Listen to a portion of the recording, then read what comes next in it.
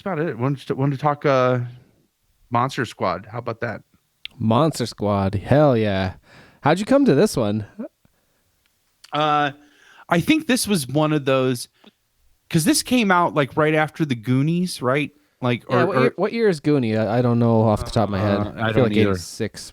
This was 87. And I know I feel so like this movie was a response in hindsight now as a grown up. 85 was Goonies. I feel Okay. like Monster Squad was almost like a response to the Goonies. Like And using universal monsters. yes, yeah, yeah. like just trying to capture that thing, which was great because it helped create this like kid adventure genre in the 80s and 90s that existed. And they still could be happening, but I just don't know.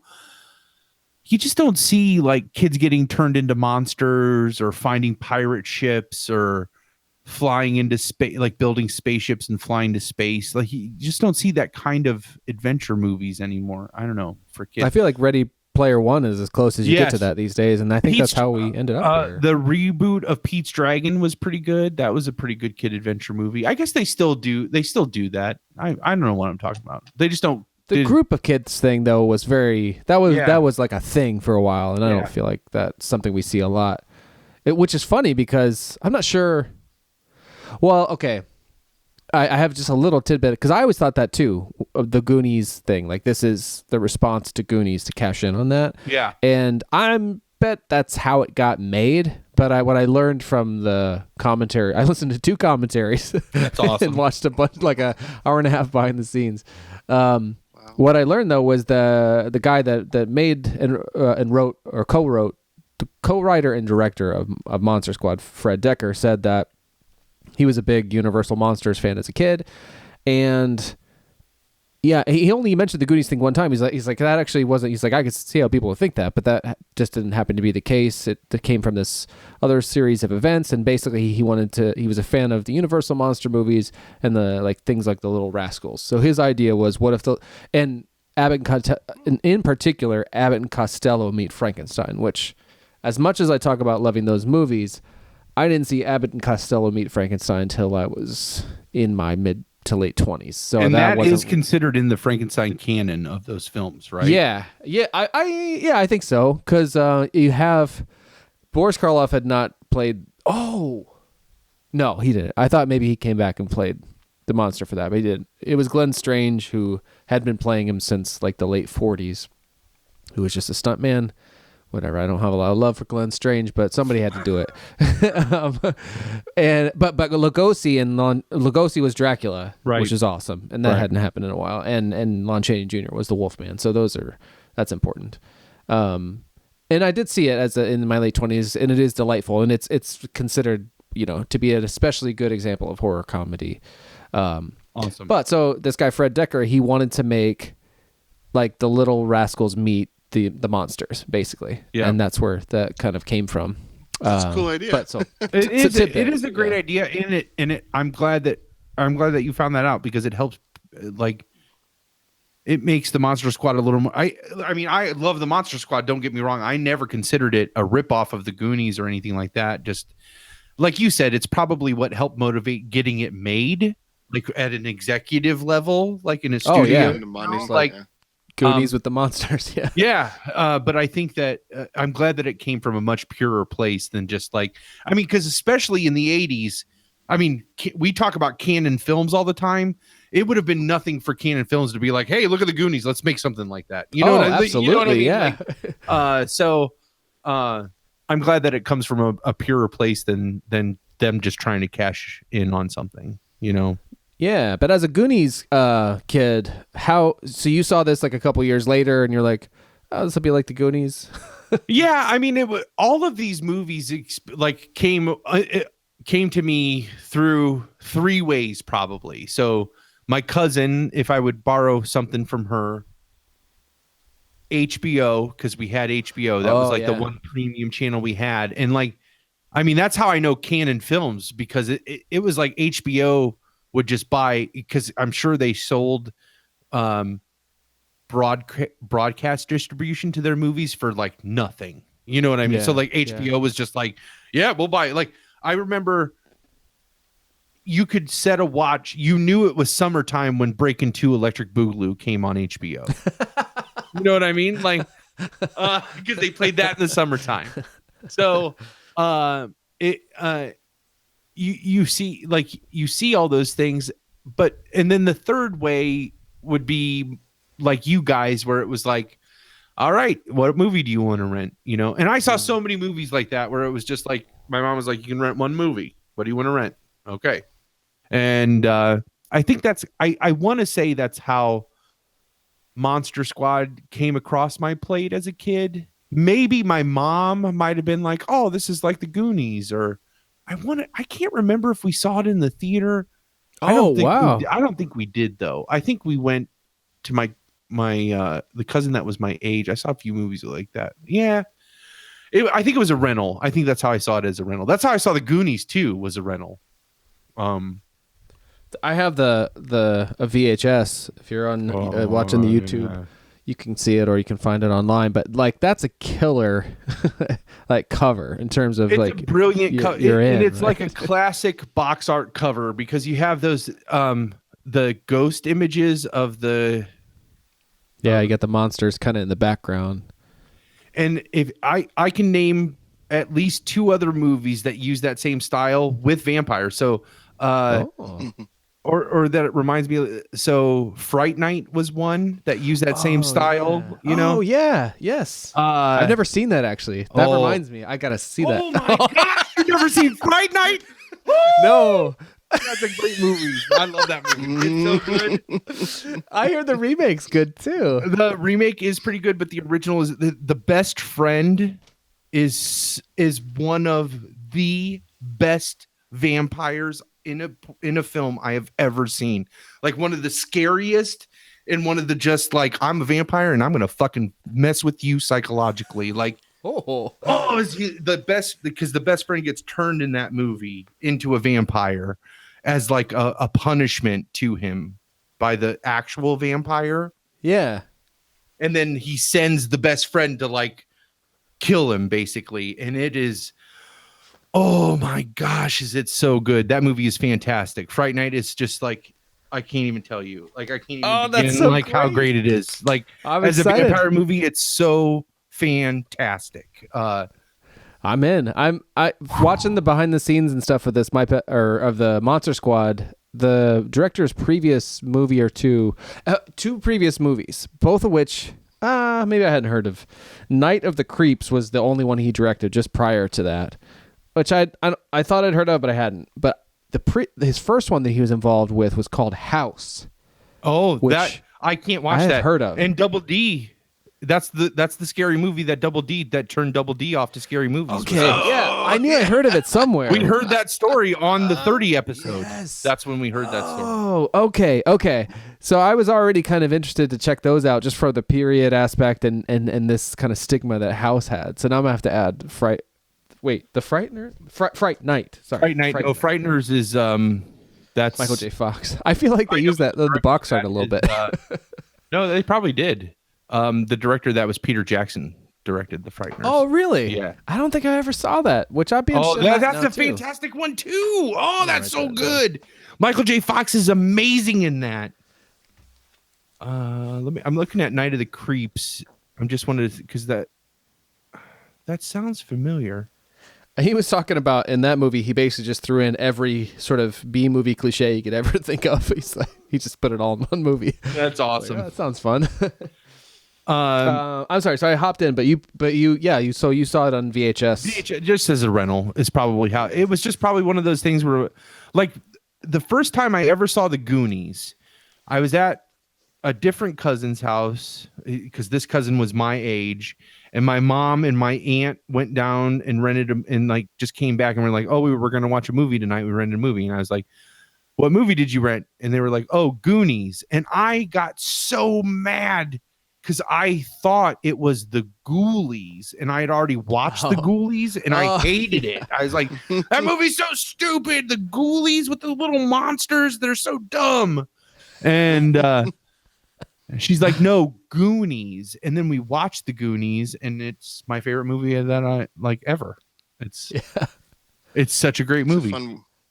I think I mentioned on the podcast, I'm sure more than once, that I didn't see the Goonies till I was an adult, and I love it now. Because I feel like that movie is just undeniable. But as a kid, like Monster Squad was my Goonies. Like I watched it constantly, and it filled that same sort of adventure and delight for me because, of course, I also love those monsters. I thought this week, or when I was watching this, that maybe this is where I became interested in the Universal monsters, but I realized now the timeline's a little off. No. And I thought I would have been so.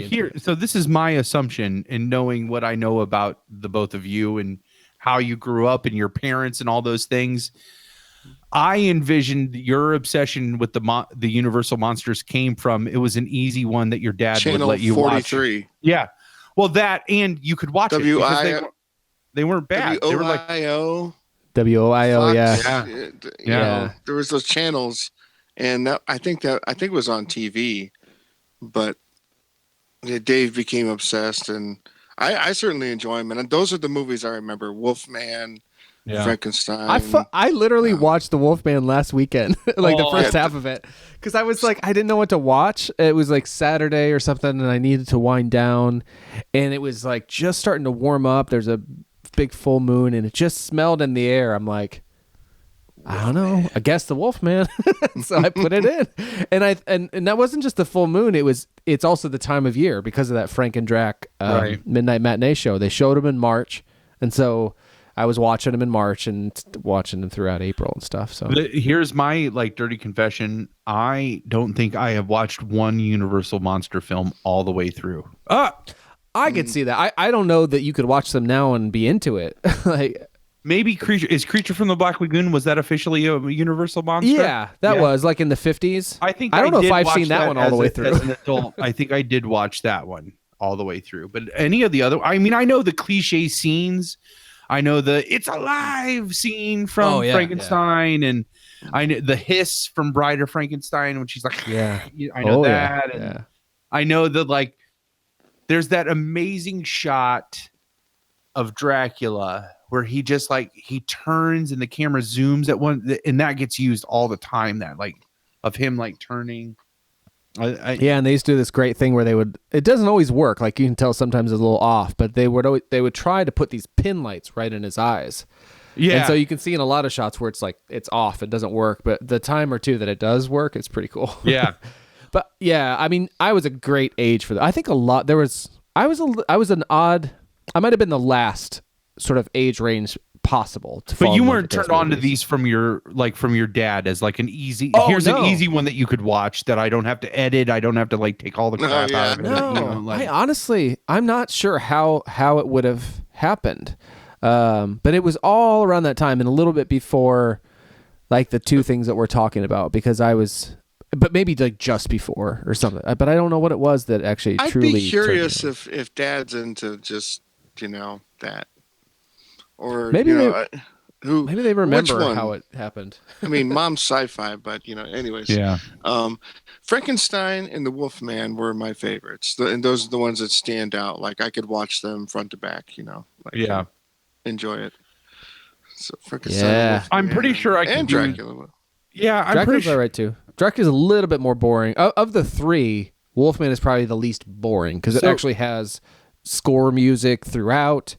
Shit happens. People turn into werewolves. But Frankenstein and Dracula came out in the same year, 1931. There's no score music after the credits, and it was early talkies, and so you were seeing shit that you hadn't seen in movies at that time, and it's very striking, but it is kind of boring. But I just came to them at the right age to where they're more than anything, those movies might be the most sort of pacifying comfort type movies for me. Sure. Because they are also they're not, a lot of movies, there's a lot going on. It's a lot of onslaught. So if I just want to truly chill where I'm not even taking in much stimulus, they're still go-tos. I watch them almost once a year still. That's how my rewatching of Monster Squad was, where it was just it was playing. I looked at the screen a bunch, but it was I heard all the lines I wanted to hear, whether or not I was looking at the screen, and I was so familiar. It just becomes, it's like the Goonies too. For me, Explorers would be like that, where it's just I I've seen it so many times, and I know how it makes me feel, that just knowing it's playing is enough to make me feel that way sometimes. Yeah. Like, oh yeah, absolutely. Yeah. But the Monster Squad was definitely like that. So I'll do the synopsis. Let's do the synopsis for this one real quick, and then. Oh yeah, so yeah, people can we'll, know what the hell we're talking about. So so that way we're not 3/4 of the way through the conversation before they get to what we're talking about. Yeah. So the whole point of Monster Squad is there's two friends who have a monster club because they love horror movies. The one friend, when you first, the leader of the club, has the greatest T-shirt ever made. Stephen where King it's rules. those Stephen King rules, but it's not. It's literally the iron-on letters. Yeah, he made it himself. He made it himself. Which they don't tell you, but you can only assume. You can only assume that it, because I'm pretty sure they didn't have a 1987 Stephen King rules T-shirts, but like, right. Yeah. So they have a monster club. They get in trouble for having the monster club because instead of going to class, or participating in class, they draw monsters. And yeah. The human head. Here's the other thing too, is like, so there's the friend, the leader of the monster club, who's totally into monsters. I'm pretty sure he's the only one that's really into monsters. Yeah, that's true. But he does argue with his buddy Patrick about like Wolfman wasn't like a guy. He didn't just have pants. So Patrick is like cool to me. The guy, Patrick is super cool, but like without trying. The guy Cools from Teen Wolf, the friend Cools. That's who we were. Isn't that? Styles. Yeah. Styles. Yeah. Sorry. Yeah. Geez. Oh yeah. Yeah. He reminds me of Styles, where he plays along. He would have that conversation with him, but when he goes home, he doesn't think about monsters at all. That's right. And his sister is hot as shit. Yeah, so like he's probably just like, well, okay, I don't know where I'm going with that, but so they have this club, and they end up. Another kid in the club is the fat kid. I have a whole thing about the fat kid too. Yeah, they literally call him fat. They call him fat kid, but like the fat kid thing, in the 80s, I'm just gonna do it now. Mm-hmm. I don't think the fat kid was the black kid because they couldn't put a black kid in. So they needed diversity, right? They needed a token somebody. So it was like, so you have Chunk. You have the fat kid. And I think it's literally because executives were like, parents won't let kids go see where there's white kids playing with black kids. I think that still was resonating in the 80s. Yeah. In a group, you need a way to tell kind of kids apart in some way or other, right? Too, and that's right? one way. And I think that the fat kid was like you had that archetype, and you had the cool archetype, and you had the like, I'm the like determined leader archetype, and you could see those. I should do like a hero's journey type book for these kids adventure movies. You could totally do it. You could totally do it. You know what I mean? Like copyright 2018 Palmer. Yeah. Like wait, no, just give it 3 months and you'll see that some person is going to put that book out. Like, because they are subscribed to Long Watch or Drink. I think it's the Shout Factory people. It might be. So they start this club. They go. The fat kid is in the club. There's this little kid who's like years younger than them. Oh yeah, Eugene is such a little kid. How did he get in the club? They won't let the sister in, but they'll let him in the club. You know what I mean? Like that's right. It's prescription. Yeah. It's discrimination, jerkoid. Prescription's drugs, but you're on it if you think you're getting up here. And they got a fucking clubhouse. Oh, yeah, it's great. An awesome clubhouse. Yeah, like a treehouse clubhouse. Perfect. So I love so there's Eugene, the fat kid, the leader, the cool kid, and then the badass. And this is the kid from Bad News Bear. Like, it's not the person.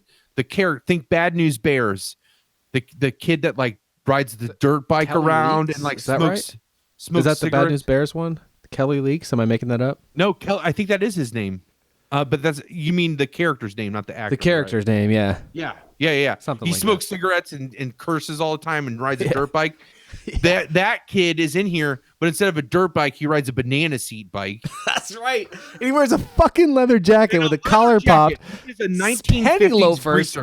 Yeah, he's a greaser from the 1950s in 1987. And he smokes all that shit. Like, this is the other reason why these 80s movies are perfect when PG-13 didn't exist, because you could get kids smoking, drinking, actually being this kids. Is PG-13, but that was new, right? Because wasn't it like one of the Indiana Jones yeah. Well, Dracula chokes like a 6-year-old girl and calls her a little bitch. Yeah, he does. Little bitch. It was like, whoa, that's 80s. This movie could not get made today. There's but in some ways it is so ahead of its time, and like it feels like the kind of hip is maybe the wrong word, but like I don't know anyway. Let's finish the synopsis so we can really just. They end up getting you end up finding out the movie opened. There was where Van Helsing was trying to curse Dracula back. It did not work. 100 years later, or is it 100 years or 150? Yeah, like some portal opens and people get sucked into it. And they screwed up. It even says that in the like crawl. They said something like they did, like they failed, like they screwed up. They didn't make it. And so it's coming, like this is a cycle where Dracula can open a portal to the monster realm, basically, or the nether realm, and devour all the human beings and like rule the world. Mm-hmm. And so the next cycle, 1987 is the next cycle of this thing when it's going to happen. And it just so happens that the crazy German, or the scary German guy that lives in their neighborhood, was having a yard sale, or somebody found that. And no, I'm mixing stuff. The mom comes leaders. There's a journal there, and it's Van Helsing's journal. Right. Yeah. She found it at a garage sale. Coincidentally. Which was wonderfully enough, I learned only this year on the commentary, on the little whiteboard that they have in the kitchen. Yeah. It says Van Halen's diary. Like she wouldn't know what to call it. Yeah. That's awesome. Yeah. That is awesome. That's a nice little detail. It is. And so he has this thing. It's in German. They don't understand it. And so, but in amidst all of that, weird stuff is starting to happen. Like a mummy disappears from the local museum, and a man shows up at the police department, which the kid's dad happens to be a cop, claiming he's a werewolf and wants to be locked up, and he ends up getting shot, like commits suicide by police, basically, and goes, and then plane crashes and all this other stuff, and it's all these monsters coming together because Dracula is in control of all of them. And because he's going to use them to open the portal. And these kids are the only ones that know about it. And so basically it's a showdown between them trying to stop. And you get an 80s montage. You get a Monster Squad song in the credits. You get everything that you want out of a great 80s movie on top of it. Like a blonde and a white bra and panties. Yes, you get that. Oh, you totally get that. You get fucking monsters. You get everything you want in a movie.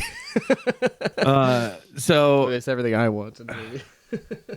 I love it. I love a good setup. I love too during the montage when Eugene writes the letters like "Dear Army Men," and he's like on the like.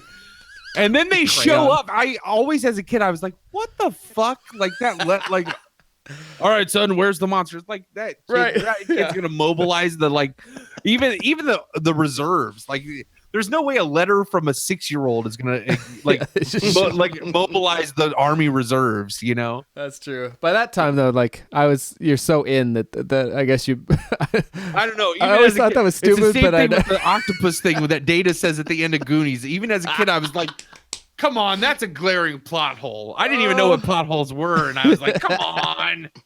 It's a bummer. Both those movies lose you in the last 3 minutes. I know. What about the guy that explodes in Big Trouble in Little China? You know, that's such a weird. Turns into a garbage pail kid. It is so weird. All right. So there's a synopsis. So that's well done. Yeah. Yeah. So what? I mean, obviously, we know the monster connection is what draws you, Dave, to it. Yeah. I'd be curious about Moto just because. Absolutely. It's always interesting like what he picks up over the years that like I said, didn't know.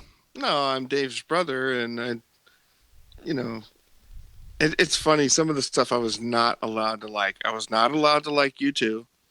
I was barely allowed to like Pearl Jam. You were not allowed to like Nine Inch Nails. Do you remember when I was super upset that you got this one Nine Inch Nails T-shirt for Christmas? I was genuinely super mad as a teenager. It was so immature of me, but like I was, he's too young. Vanilla Ice. Like, there was all these things where I was like, that's my shit. Oh, that's so awesome. So, and then Dave Matthews, I think, was part of that list, and a lot of them I just, I liked, and eventually it became old enough for it to be okay. Yeah. Eventually, it was like awesome. Oh, you liked it too. Awesome. That's right. Yes. Now let's throw out over how much we like this stuff. Yeah. Literally. Yeah. But as a kid, like I was totally like the Sean in the movie. I was just like and to this day, I'm not as much on this podcast, but by and large, I'm overly like earnest and serious about dumb shit.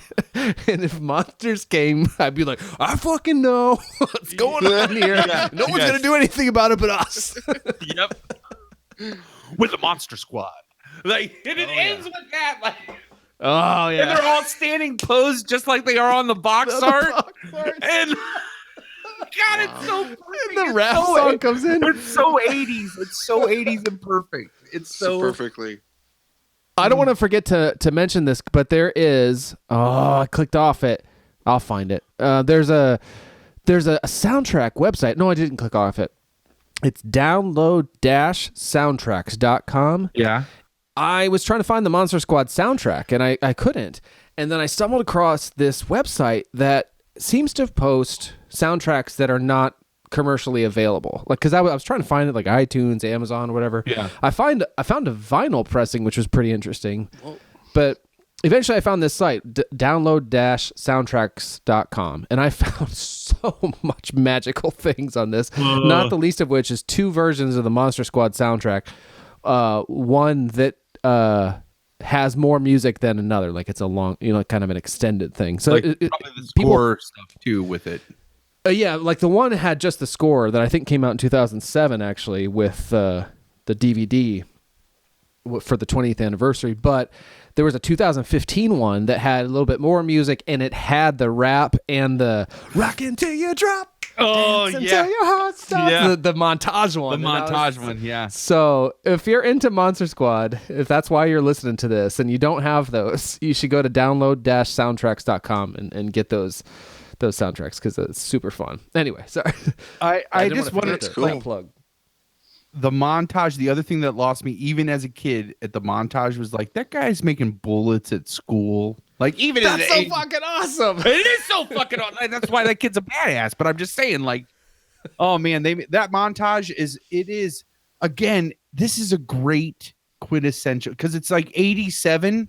I think that would be like in the golden range for 80s movies, right? Yeah, like, all these sort of mid 80s, like I would say from like My 84 Pet Monster to like Big Trouble in 88 Little China are like classic 80s stuff, right? Like, yes, you're always going to get a montage. You're going to get the name worked into a title. It's always going to be like some crazy rich people trying to like get the poor people and like all that kind of, all of those are going to fit in there. And this one does it. Oh man, does it nail it. I love the like the family stuff though, as much as I talk about how like the parents are just like clueless. I love the interactions that each parent has with each of the kids individually. Right. Oh yeah. Yeah. So like, there's that amazing scene with the mom and the daughter when she's like, are you mad at, and like, because the parents are fighting like hardcore. And it's more intense than you usually see in these kind of movies. Yeah. Like it's to see as an adult, like the stuff that they're yelling about is, I don't know. It's a little more than surface. Like it's pretty, but the mom thinks PG-13. PG-13. The mom thinks that she's talking about the dad, so she's like, I don't know what we're gonna do. Yeah, are you gonna yell at him? Yeah. She's like, are you gonna yell at him? And then the mom's like, oh, honey, I love your father. And she's like, no. no, Sean, for scaring me. and then the scene with the dad when he's like out watching the drive-in, like with the binoculars on the roof, and the dad like shows up with the bag of burgers and like wants to watch. Like they do have these like awesome.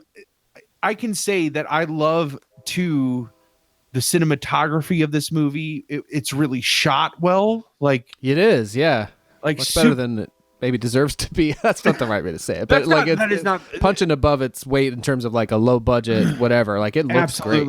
And I would even put that, like, I love the shot like when the when they're like, wow, you're not scary at all, but you sure do know something about monsters.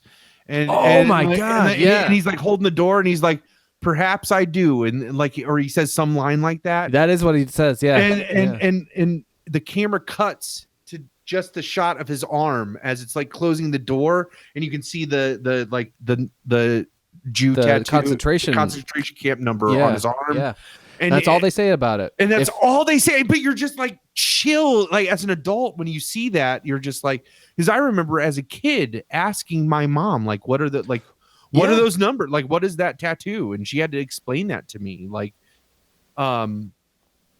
generation of kids. Like, how do you find out about the Holocaust? Like, fucking Monster Squad, right? Like, that's a pretty sophisticated thing to do. Yeah, I think absolutely. And I think that there were a lot of nuances like that, and the cinematography and the way that because it's really like for My Pet Monster, it's really easy to hate the parents. Like the dad's just like wrapped up in his work and his hot rod, right?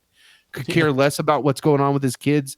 The mom just wants to, like, you can see these parents are struggling to love each other, but they still love their kids in this movie. You know, like, and I love what you said. Disinterested. Yes. Yeah, or enough to where like they're absent enough that all this other stuff can be going on. Right. It's a really fine balance that it's hard to pull off in these kind of movies, but I think this movie nails it. I got a lot to say about why this is, I think, also a quintessential long walk short drink movie. But I feel like Moto has been sort of maybe chomping at the bit, so I want to give him a chance to talk before I go off. Oh no, I that's what it's all about. I don't know. And some of my thoughts were like the police officers reminded me of maybe a mix of like Lethal Weapon, of course, because of the mom, and then Bill and Ted's Excellent Adventure. Yes. Oh, nice. Yeah. I love that partner duo. Like I don't know his name, but the guy that plays the dad's partner in the movie. I can't remember he's passed away, I think, actually. But he is fucking hilarious. Like one of my favorite things is in the museum where he's like asking that guy's asking him. I can't even think his character name. He's like asking him questions. He's asking the museum curator questions. FYI, just a couple simple ones. The one black guy in the movie. That's true. Yeah. What's his name? Did you find it? I'm looking here. Keep talking and I'll find it. But he's asking the curator a couple simple questions, and he's like, I don't know. This case is too hard. Like, let's just move on. Let's be firemen really instead. Super I think sarcastic with the. Oh, he's so funny. Stan Shaw is his name. Stan Shaw. Yeah. Oh man, that dude. Like everyone in this movie is pretty awesome, but Stan Shaw is really a kind of an outstanding. That's the other thing. It's a really well made movie, and it's also a really well acted movie, even by the kids. Like even when the like little sister who's like 4. Nice. Or whatever, like she really acts well, like for a little kid, you know, like she does. She's a delight. Yeah, So. I really like the Dracula choice, and he was, I guess, because he was the leader or supposed to be the leader, but they did a nice job. I like who they picked. The Wolfman was a little off for me. The Mummy was awesome. The creature, the face was a little weird but cool, and then what a unique take on Frankenstein. That Frankenstein is amazing. It really grasps, it hammers home that nuance of being misunderstood, like a monster being misunderstood, which Frankenstein's monster is always, I think that's one of the biggest parts of it, is like, it's just a misunderstood thing, you know? Man, it's a movie about misfits. Like all of the people in it are misfits, especially the kids and the monsters. And So one thing I did not know. I mean, I had I bought this DVD when it came out in 2007, but I probably watched it once and forgot a lot of things. But they tried to initially get this made at Universal, where they could have done the iconic makeups, because those makeups all created by this man called Jack Pierce, who was just like the contract makeup man back then. But he invented all these amazing, like, so you can't have a square-headed Frankenstein's monster, like that's copyright Universal. So once they couldn't get it made at Universal, they had to tweak things slightly, and so that's why everybody's a little bit kind of off. And why, like, it's not Creature from the Black Lagoon. I forget what they call it. Gillman, they call him. Yeah, yeah, like Gillman. That's it. Yeah, yeah. So it's a little different. But I feel like that creature creeps me the fuck out. And actually, the guy that is in the suit is one of the makeup artists. He was really? like, "Hey, man, I'm gonna be in the movie," and they're like, "All right." That's awesome. And the Wolfman is from Lost. He has a spot in Ben Linus's dad. It's Ben Linus's dad. He's also from Real Genius. The 80 movies Real Genius. He's the guy in the closet. It's Laszlo. Who is one of my favorite characters from 80s movies. That guy is just like, he is a great actor. And I could see from the Wolfman part him not being that great, and I don't have the connection to the Universal monsters that you guys do. Oh no, he was great. Like, that's an important part of the Wolfman, is you have to be like, no, I don't want this. Yeah, well, and he nails it, and just like, they're gonna kill your son, and just like, oh my god, the phone booth scene is like so and like in the police department scene, as you're watching this as a PG-13, he's fucking scary, and he's like, yes, and when he shoots that gun in the air and he's like, lock me up, and just like, fuck, does that hit you? God. This is a great fucking movie. I like, really, the more I think about it, it really is a great movie. It's well performed, it's well shot, it's well written. It is a great movie. I don't know why it doesn't get more play than it does. Like, it's started to get a lot over the years, and that's why the DVD thing eventually happened. And that was now over 10 years ago. So I don't know. But yeah, I mean, it's got a lot of talented people. It's like everyone in this movie is Snyder. Like, they all came to play. Yes. Like, they're bringing their A game. Yep. I, for years, thought, I mean, until just recently, I assumed or thought that Dracula was Viggo Mortensen. Okay. Because if you see him in something like The Prophecy, like with his hair slicked back and stuff, like he has a very similar sort of bone structure and stuff to the Duncan, whatever. Oh, God, that's terrible. To the man that plays Dracula. Rigger? I don't know how to pronounce his name, but like, yeah, that Dracula is, he is kind of large and in charge, and and he's like a sociopath too. He's not just like the Dracula from the Universal monster movie. He's like running around driving in cars and throwing dynamite in places. Oh man, and like, that's his weapon of choice, is sticks of dynamite. Like, how badass is that? Like, what? Did they blow up the house or what? I forget. I remember him attacking. He blew up the treehouse. He blew up the treehouse. He thought the kids were in there. Yeah. This is a little like Lethal Weapon 1. Yeah. Yeah. You know? So that's a good point. And then he blows up his partner. He blows up the dad's partner because he's going after. That's right. In the car. Yeah. Yeah. And that's like that big scene, because like the dad's trying to get and then the guy can't get out of the car fast enough, and he ends up blowing up. And there's a few things that, well, I mean, rated R. Yeah, this is like, the more I'm thinking about it, because here's the one that always freaked me out, was when Dracula, like the dad, who is a badass, driving in a car, hanging out the window, shoots a bat at night out of the air. Like, how badass is that? But when they go into the store and like Dracula's there and he's like half broken glass, he's half a bat, half a human, and all bloody, like, that's fucking gruesome.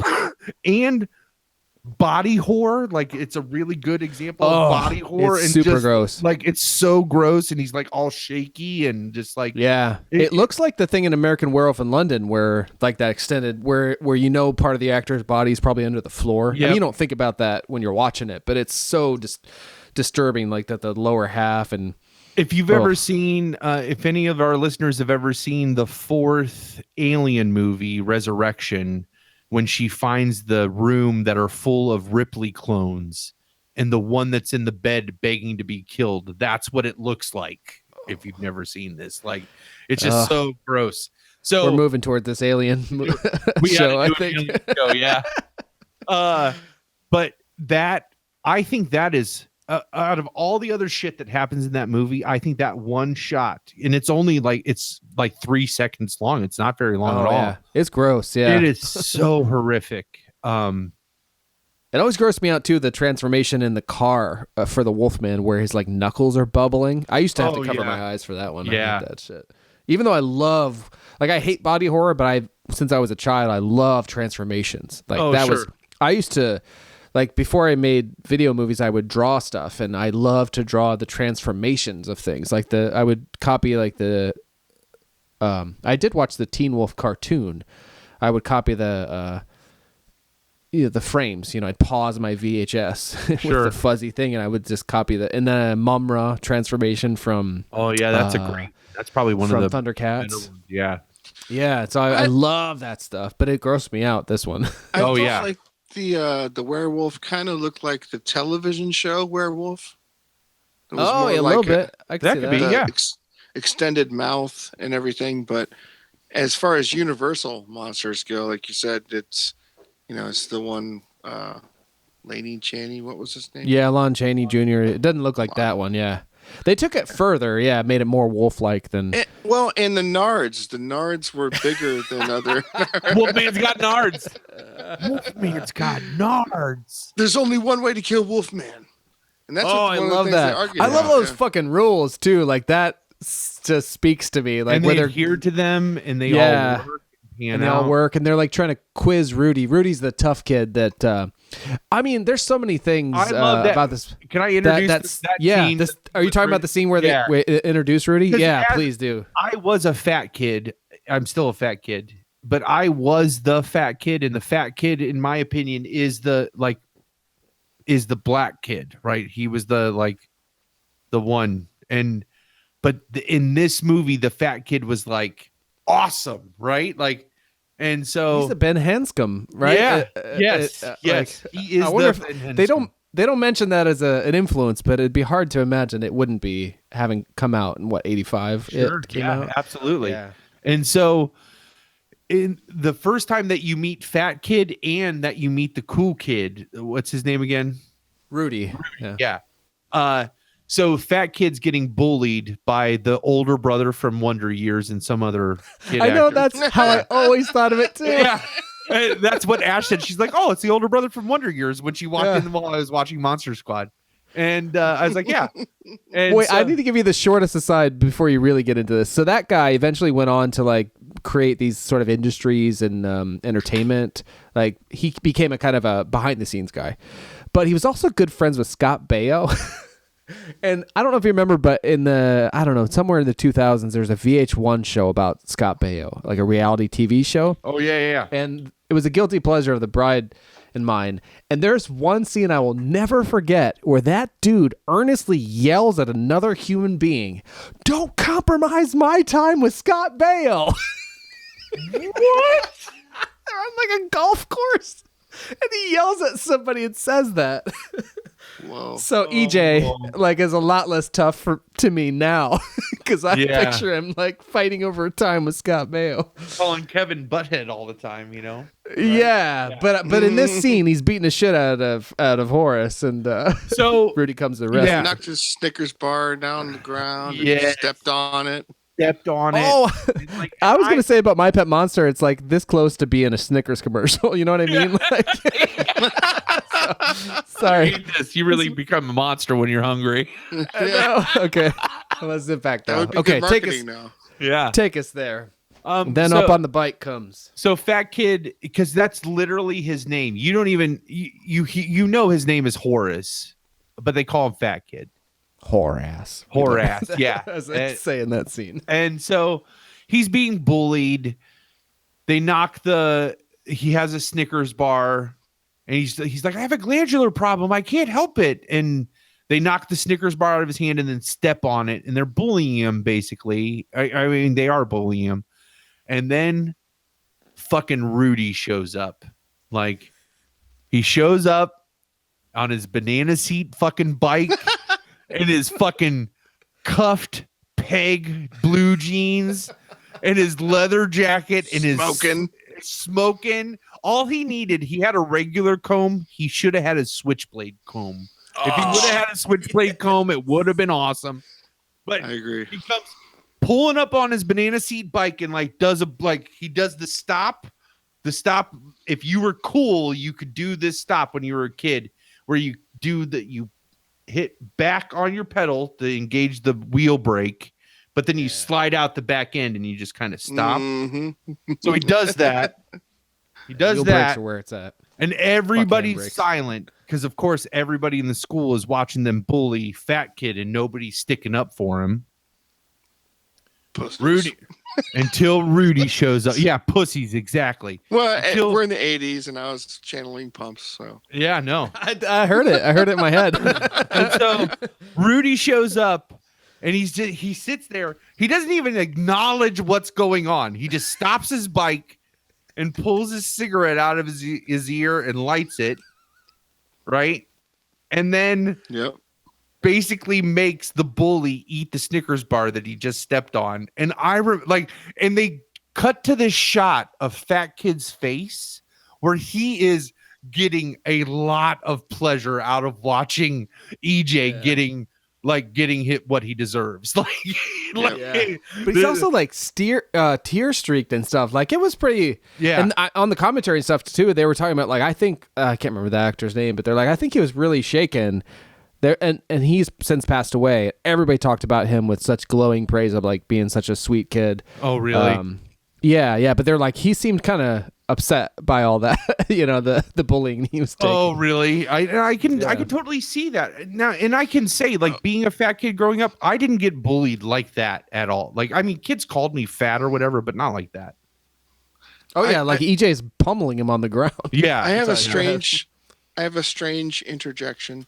I watched the first 2 episodes on YouTube of Cobra Kai. Oh, and if you have YouTube Red, it's available. I watched 2 yesterday, and if you have YouTube Red, you can binge watch the whole season. It's awesome. Is it awesome? I'm so excited. And Brian and I went to the movies. Oh, sorry, go ahead. Talk about 80s shit and just putting all the 80s shit together. And they're coming up with new ways of building characters and the plots, and it's fucking awesome. Now, if anybody loved Karate Kid, watch Cobra Kai, and it's not exactly Star Wars thing like, hey, how dare you make something I didn't want, or right. It's not exactly the old Karate Kid, but what they're doing with those characters is really great and really clever. And I wanted to watch the rest. I watched 2. I could have watched 5 or 6 in a row. Like, awesome. So tell me, because the trailer really makes it. So, are you familiar with the show How I Met Your Mother? I know of it. Okay, that's it. So there is the Barney Stinson, the Doogie Howser's character, and why I can't think of his name right now. His favorite movie is Karate Kid because but he sees the blonde-headed guy as the victim in the movie. I've heard of this story. Yeah. I've heard of this, and it's super frustrating. And the trailers make it kind of for Cobra Kai, kind of set that up a little bit. That like, and they make that, they take that and they go even further. Really? They're because like Daniel, their interplay. Their interplay on both sides. That's the first 2 episodes. One is from Johnny's point of view, and the next one is from LaRusso's point of view. And that's how it starts. That's awesome. You start to see some of the intertwinings of the new story. It's like, this is brilliant. This is creative. This is because they clever. Like Daniel Russo is like the trailer. I'm only speaking from the trailers, and like you don't have to corroborate because spoilers, I guess. But like it looks like he's like the successful car salesman, and he has all these cronies, just like the blonde guy had, and and they're all making, like, he shows up and they're making fun of him because like Daniel's like their leader, kind of, and tables are turned, and like you need to watch the first 2 episodes. Yeah, I gotta watch it. I could spoil stuff, but there's so much there. It's it looks fucking awesome. If you went back 10 years, it reminds me of Weeds, and Weeds was always just kept. That is Palmer. You've seen Weeds, deeper. Right? Oh yeah, the show Weeds. Yeah. Oh, that is one of the great fucking shows. Like, people don't talk about that a lot, but that show is magnificent, especially the first handful of seasons, and then it comes back around. But good call, Moto. And then before it got weird, but this is Karate Kid. It's just steroids. It's so great. I wanted to watch the rest of it. I don't have YouTube Red. Palmer, I thought you did, so I do, man. And I'm glad that you brought that up, because I just signed up for YouTube Red Family so Ash could get it as well. Oh, nice. But you're allowed up to 5 users to be included in your family. So I'm about to send you a present. So I might be able to set up like the Long Walk Short Drink account in the family. And then all of us have access to that account. Small cast. Cool. So as a way to, but the only thing is, if I do that, we just have to be really careful because it'll be tied to my Google Wallet, which will charge our bank. So just don't buy anything. We do have to be. But anything on YouTube Red, though, I'm sure I can set it up too. I could just set up the Long Walk Short Drink account as like a kid, so they can't make any purchases, but you could watch it. You could get access to all the stuff. Oh, that's a good idea. All I care about is Karate Kid right now. Oh no! Let me Cobra Kai, should I say? Give me a few days. Give me a few days to get to the weekend, and then I guess. Oh man, if this ever happens, if it ever happens, that's freaking awesome. But anybody listening, and especially you guys, it's available. The first 2 episodes are about 25 minutes a piece, and they'd fly by because it's awesome. And I honestly have not explored the original YouTube series. This is the first one that I've saw that I'm like, I need to see that. I didn't get it. I thought it was another preview. Yeah. And then I realized I was watching the series, and I was like, oh my gosh. And it's good, I'm right? Watching it. Oh, it's so exciting. It's really so exciting. It's such a new thing. And talk about best 80s movies and putting all the 80s things in there. We need to do a Karate Kid episode, because that's another one that really I didn't do the whole Bruce Lee thing like you guys did. I didn't do a lot of the monster movies. I didn't, but I did watch the Karate Kid series all the way through to the next Karate Kid, and then once the next Karate Kid happened, I was like, nope. Not my Karate Kid. That's awesome. I didn't know that about you. And actually, that I'm pretty sure that's where it all started for us. Like, the very first frames of that video camera that we were talking about before are me totally enthralled with the Karate Kid. Yeah. Like, doing a lesson in my best Mr. Miyagi voice. There was a thing you could buy back then with maybe the Karate Kid like action figures that came out or something, but like you could trace.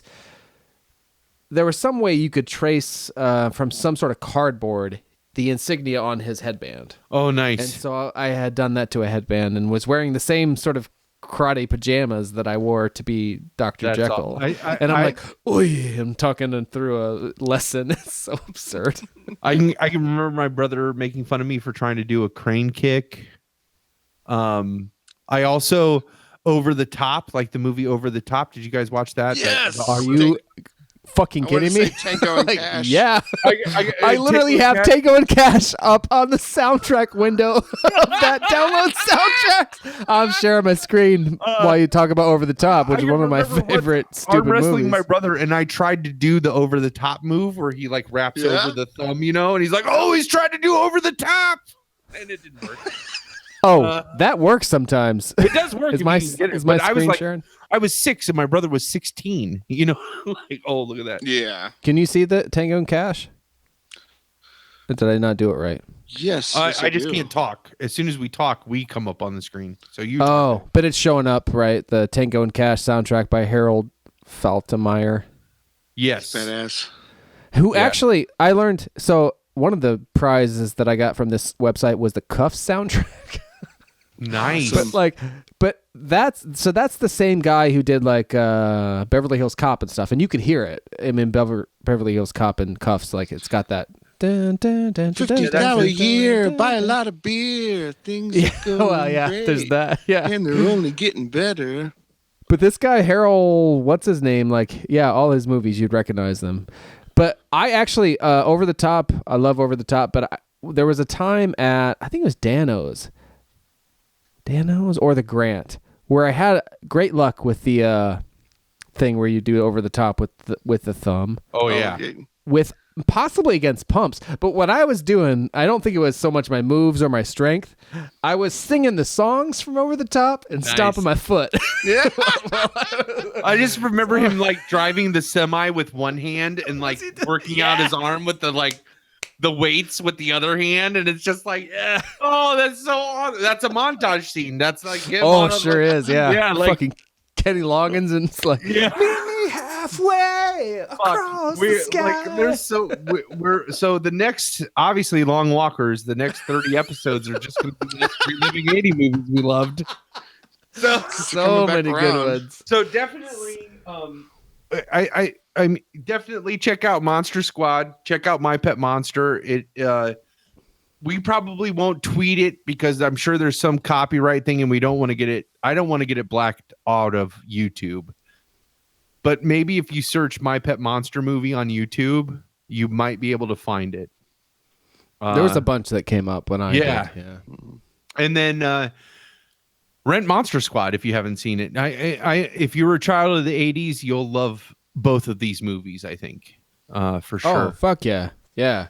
I looked to see, I had bought, do you remember like the book orders from elementary school, the Scholastic book orders? Yeah, I remember those. And you'd get the little, like every like quarter or every few weeks or whatever, you'd get the little newspaper advertisement the teachers would pass out, and it was the Scholastic book orders, and you'd take them home. And you could say to your parents, I want to put these books, and your parents could order them and send in a check. And then at some point in the school year, those would come in, and at least all the elementary teachers I always had, when the book orders would finally come in, it was like a big deal at the end of the day. They'd like open the box and they'd be like, and this person, here's your book order, you know? You felt special for ordering a book, and you waited. And like all the poor kids like never got to order books, and like, and I was one of those kids. But there was one time I did get to order. There was a My Pet Monster VHS, and I thought it was the My Pet Monster movie, and it was. I remember it being $20.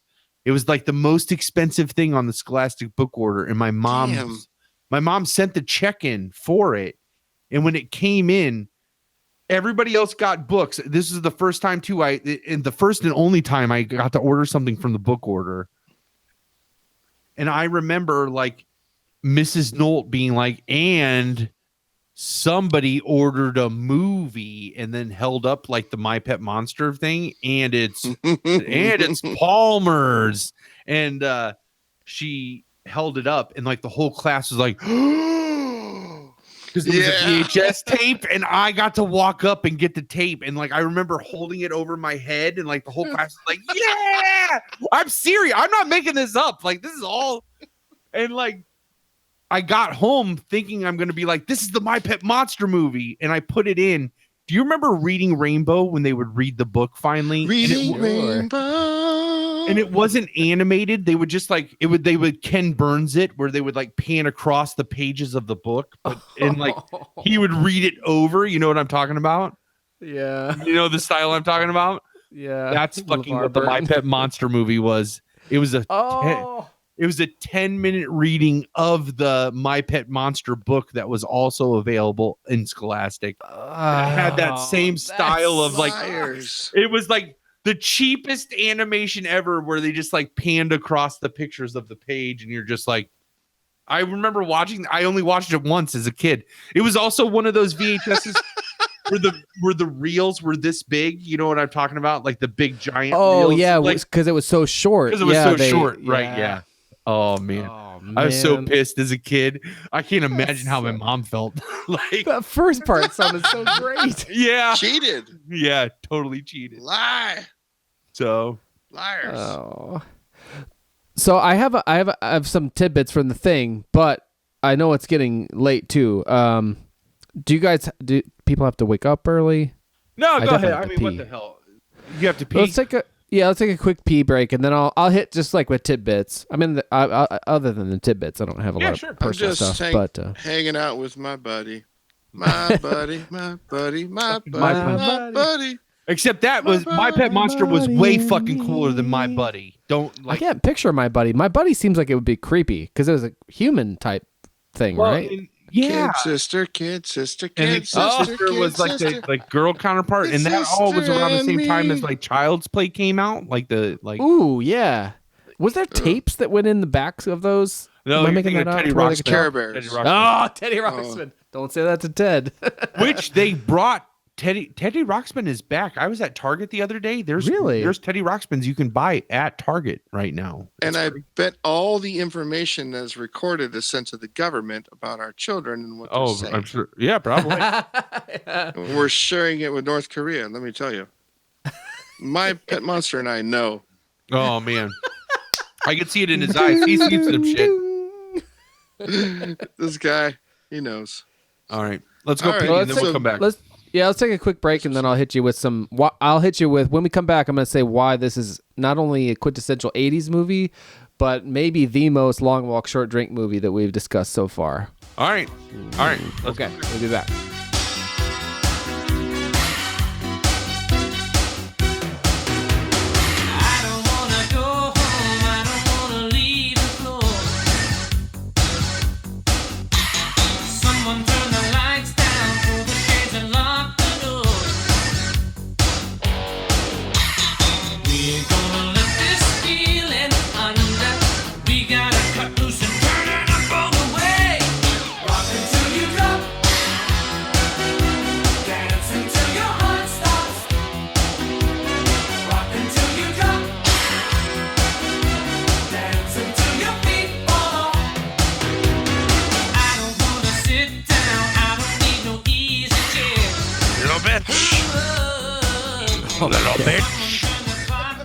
I'll start. That's one of the tidbits I can just fire off. So that moment in the movie where the 5-year-old actress that plays Phoebe, the kid sister of the Monster Squad, gets face to face with Dracula. He in that moment like unveils fangs and red eyes, and I guess so. They say they didn't do this to terrorize her, which I guess I believe them. But the way that it worked out, she did not see that part of it until the moment that it happens. And I guess they were rolling cameras, and so what you see on screen of her just like screaming as Dracula grabs her, he picks her up by the face, which I'm sure that was a little bit of special effects, and he goes, "Give me the amulet, you bitch." And she screams. She was terrified. She's one of the few actors who participates in the 2007 DVD release. And really? That's awesome. Yeah, and she's super cute. I mean, she's not like, it's hard to sexualize Phoebe, but but yeah, she's cute. Well, so it's her and go ahead. Yeah, I don't even know what I was gonna say. It totally I was like, and then it lost. Phoebe, Sean, and Rudy are all part of the DVD sort of cast commentary and interviews and stuff. Have any of them been in anything? Here, let's see. So Sean, let's see what he's known for. I bet known for is Monster Squad. Yeah. Rudy was like a teen idol, and it's not a Disney show. Maybe it was at the time. Something he was involved, like singing and dancing or something. Yeah, Monster Squad is what Sean has been known for. Rudy. Let's see, Phoebe, Ashley Bank. Oh, she is cute. And she's even cuter now than she was like in 2007. I don't know. This is terrible.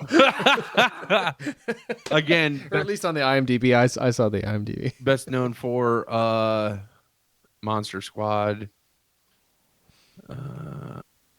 Yeah, they developed a real cult following with the Monster Squad. Like in 2007, those Alamo Draft House showings of stuff, and Rudy still looks like a fucking badass.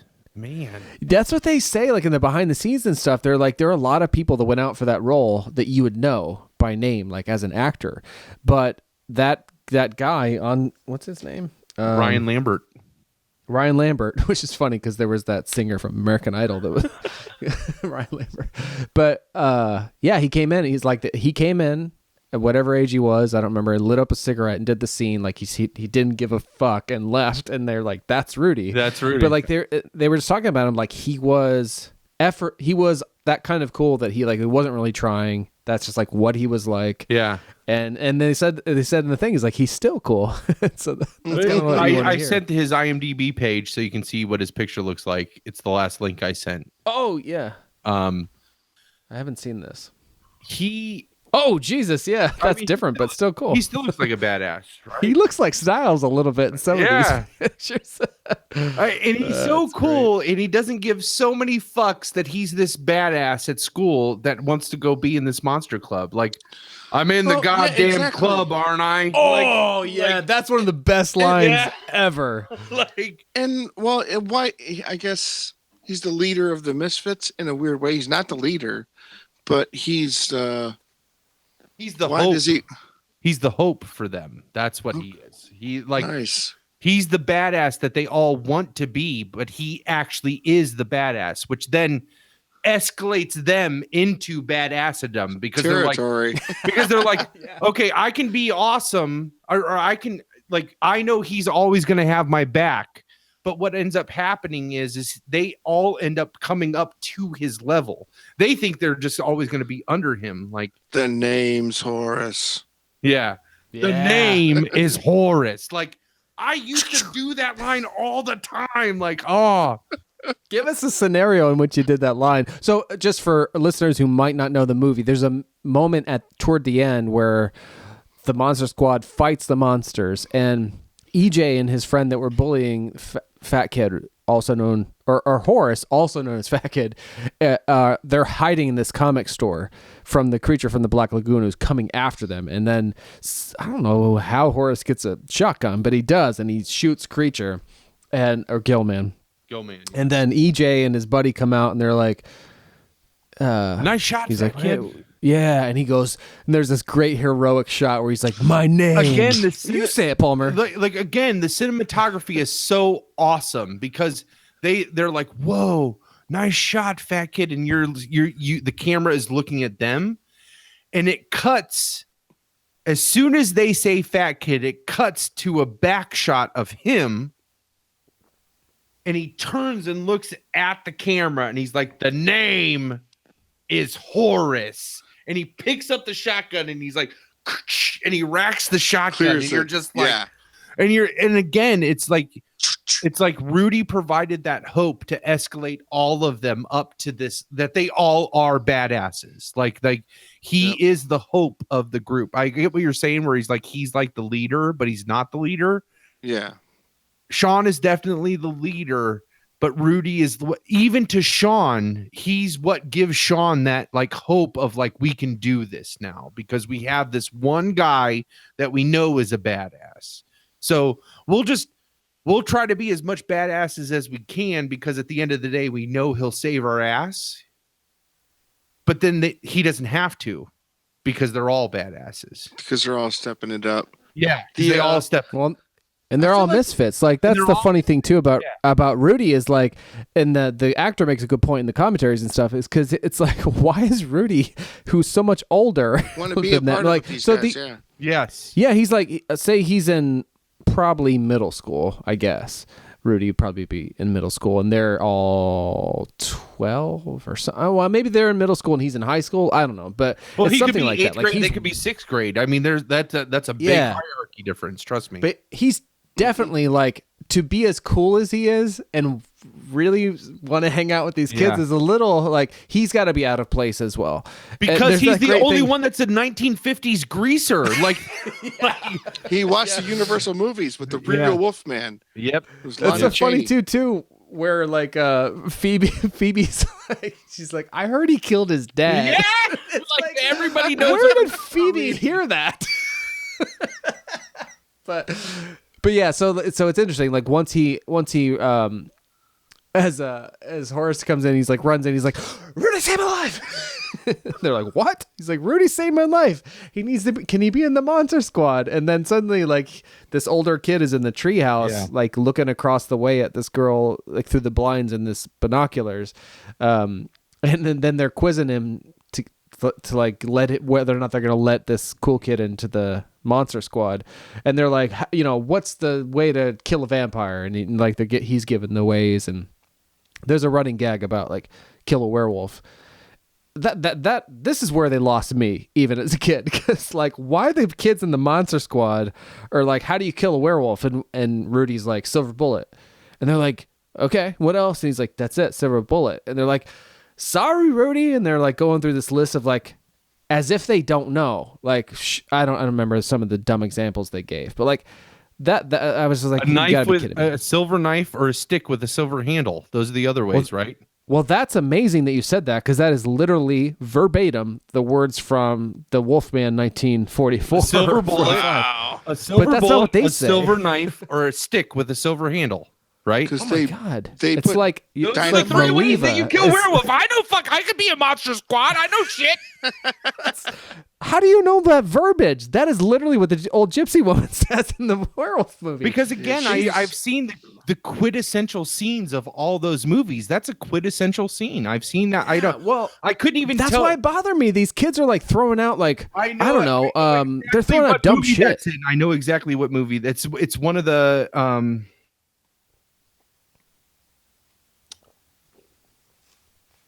I can't remember. It's one of those offbeat comedy horrors that deals with a wolf man type character, and they're watching the old Wolfman movie, and that's the scene that they watch, and it's like that is exactly what she says. But they're like throwing out dumb shit, and anyway, he's like, no, it's like that's it.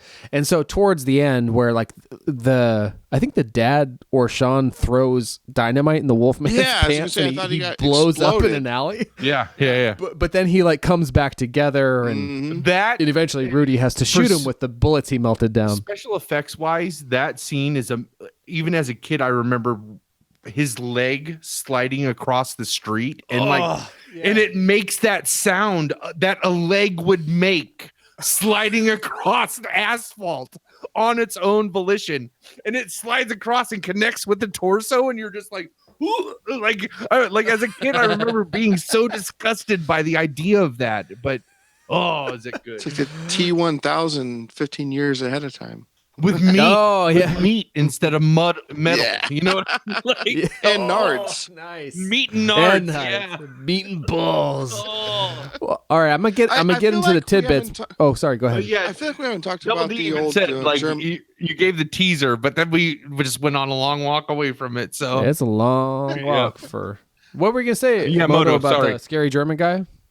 I feel like we haven't talked much about the old German guy and his role and things, but no, that's a pivotal one. But I'm just throwing that out there, and whatever you want to just get to there. No. Well, I have a lot of like just like things. Scary German guy is probably in there. But that was an interesting role. I mean, I don't know. As a kid walking home from school, we're talking about kid adventure movies. Yeah, high schoolers. I wanted to walk on the other side of the street. If I felt like I could be dominant, I had no problem feeling cool being dominant. But when I wasn't, I didn't like it, and so the old creepy dude, like it felt like a house you pass walking home from school or something. And absolutely some guys peeking out of the window as you walk home. We're like, "Oh, did you see that? He did it twice, and every time we pass, he does it." And but then he becomes the savior. Yeah, I was trying to find the protagonist. He's their Obi-Wan. They need. Yeah. He's the and the it's funny, if we had Shamrock here, he could break it down for the hero's journey, but you need that character, that sage-like character to kind of they need him to translate the German. Yep. And then they ran out of virgins except the 6-year-old. Yeah. 80s. Well, with Troy, but he didn't count. Steve. That's even better because his name is Steve. Well, Steve, and it didn't count. Doesn't count. That is one of the that is the best delivery in the movie. Didn't count that. Oh my God, that kid is magic. Yeah. Like, I don't know, he's not dead. I don't know why he wasn't involved. I recognize him and stuff too. Let me find what else he's been in. He's who you call the cool guy, but he's like cool in this way. Like Rudy is cool because he's like Fonzie, but like Patrick is cool. I don't even know why. Just because he's like Sean's real earnest and in charge, but Patrick's just kind of he's just cool. I don't know how else to say it. That's a good. It's a good that you put your finger on. Well,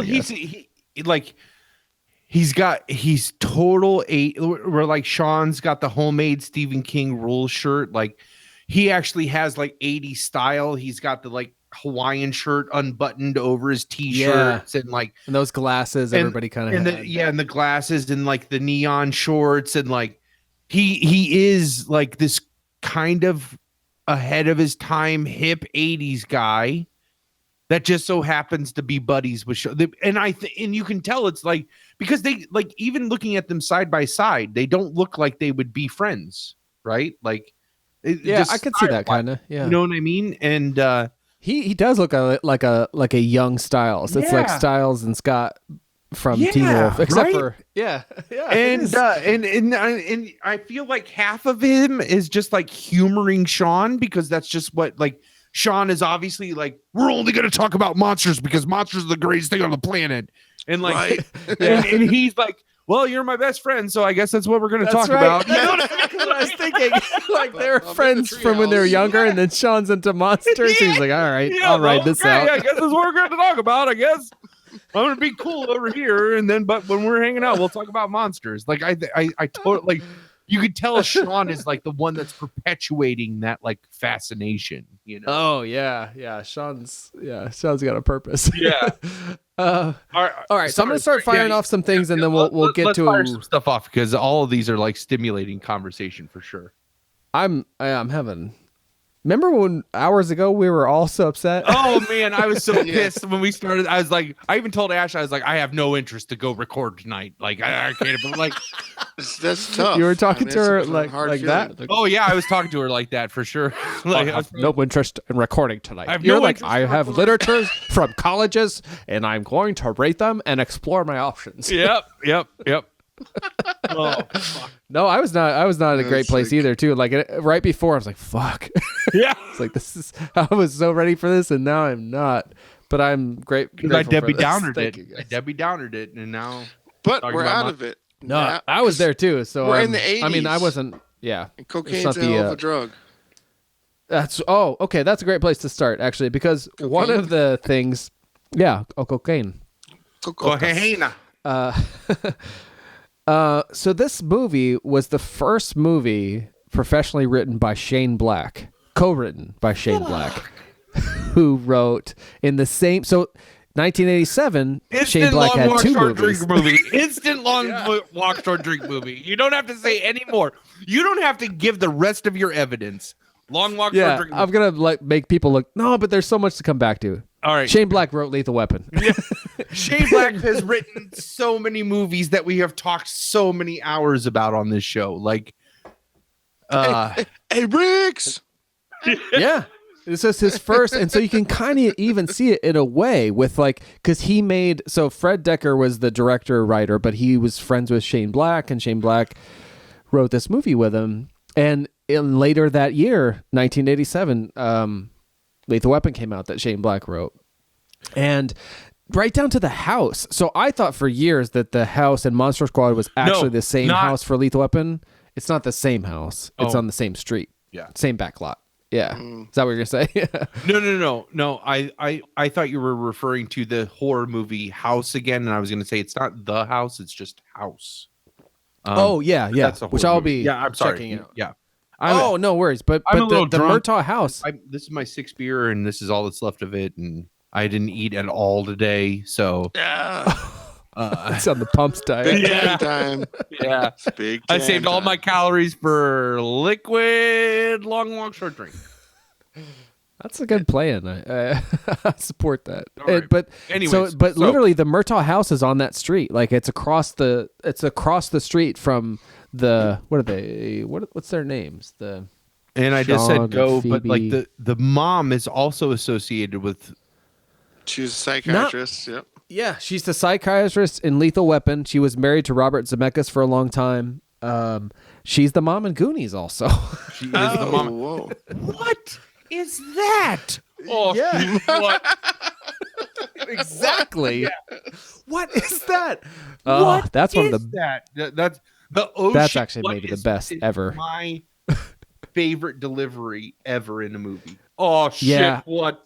Like that? I didn't see that till I was an adult, and I'm not sure I could come up with a better one. Like that is one of the best things to ever happen to the cinema. Like, oh moment. shit! You can look on YouTube. There's just a clip of just that. Of just what is that? Oh shit! What? Like here, I'm gonna search it right now on YouTube. Oh yeah, we all need. Everyone who's having a bad day ever needs to just hear this exchange between the mom and Chunk. Yeah, this is. I'm gonna stop everything. We're all gonna wait for this. Gonna learn today about oh shit what. Here we go. I don't know what that was. Here we go. Cutting that out. All right, is it in the? Wait. I'm gonna do it. I'm gonna play it over the long walk short drink. Oh, excellent.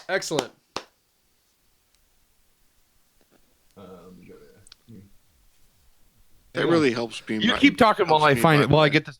Moto, have you seen Goonies?